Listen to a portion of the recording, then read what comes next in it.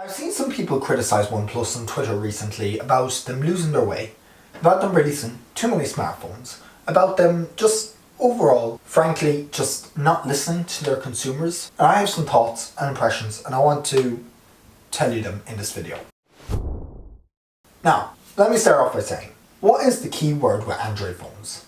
Diversification. Diversification means releasing a product and then expanding upon your product line to give a consumer the most amount of choice, to give a choice for every single price bracket, for every single consumer. That way, you get your devices into the hands of more people, which is fair enough. I can understand that. People like Apple recently have been taking stranger moves. Recently, before this, they had only one size of phone available. iPhone, iPhone 3G, 3GS, 4, 4S, etc, etc. Then they brought the iPhone 6 and 6 Plus models in. Then they brought the 10S and 10S Max models in. Then they have the 11 series, 11 Pro and the Pro Max and the SE. And now we have 4 flagship iPhones and 1 minor iPhone with the SE. So to say that no companies are doing this is unfair. To say that OnePlus is straying away from the brand is unfair. This is because there's just so much that OnePlus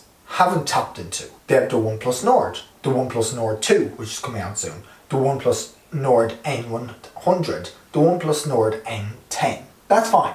You might not be the person for this phone if you think it's too much. You might not be the kind of person to say, okay, I'm going to spend, €100 on a OnePlus Nord N10.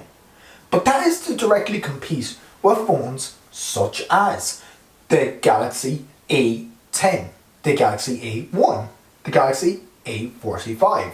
That means that Samsung are also doing this.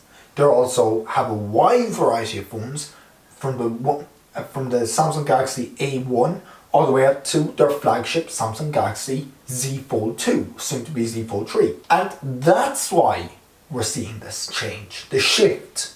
Hundreds of iPhones are bought every year, but there are only 5 flagship models of the iPhone.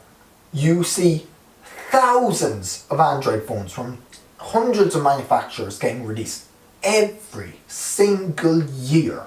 But that means that if you're in the Android space, you have to be so competitive. You have to be ahead of everyone else. You have to have a phone for every single price bracket. That's why OnePlus are doing what they're doing now. It's because they have to be able to compete. They have to have a phone for every single price bracket, for every single consumer who might want one. Whether you're the person to buy the OnePlus 9 Pro with 256 gigabytes of storage that costs over $1,000, or you're the kind of person to spend maybe €250 on a OnePlus Nord N10. Every single phone has a ton of different compromises. That's fair. And I've also seen the argument come up, OnePlus just don't care about their budget phones, about the phones they're releasing now. But here's the thing, Samsung don't either. Apple doesn't, in a lot of ways. Your bread and butter as a company will be your flagship, the phone you spend thousands of dollars in R&D, millions of dollars in R&D. But if you're releasing a budget phone, it's not going to be the pride of your brand. It's not going to be the face of your brand. It's not going to be the thing that if someone asks a company, what product should a person buy today? That won't be the budget model they'll say. What they'll say is, oh, we want you to buy the OnePlus 9 Pro. But this is where the issue is for a lot of people. They say, okay, but shouldn't they care about the budget phones? No.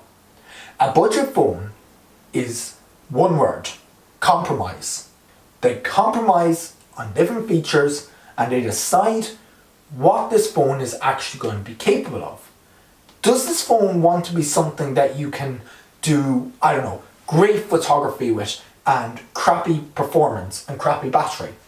They have to make that choice. Do they want a great all-round phone? Well, that's the flagship model, or in this case, Google Pixel 4a. Something as simple as that. Compromise. Compromise is the key word with all of this.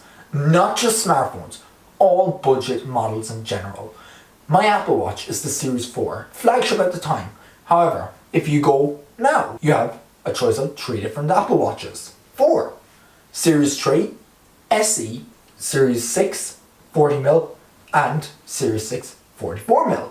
They'll want you to buy the flagship, the thing that they'll spend all their R&D on, you know, with the ECG tech and with the biometric scannings and technologies and all that crap. But if you dig a little deeper, you'll realise that compromise is essential with any budget device. The Google Pixel 4a dropped the glass back in favour of plastic for a cheaper build to reduce costs. The iPhone SE 2020, it got an older design in favour of cheaper price, in favour of a better camera and processor. Compromise is everything, and that is why it really doesn't matter if OnePlus stray away from the brand. Yes, they're not releasing one phone a year, but no company's releasing one phone a year. I could have said the same for Samsung, for Apple, HTC, all of those. But OnePlus are not releasing one phone a year now, and that's why. So if you enjoyed this video, be sure to like, subscribe, comment down below if you got value out of it, or consider joining the Discord where we can discuss this further. Always link in the video descriptions. My name is Connor, and I'll catch you next one.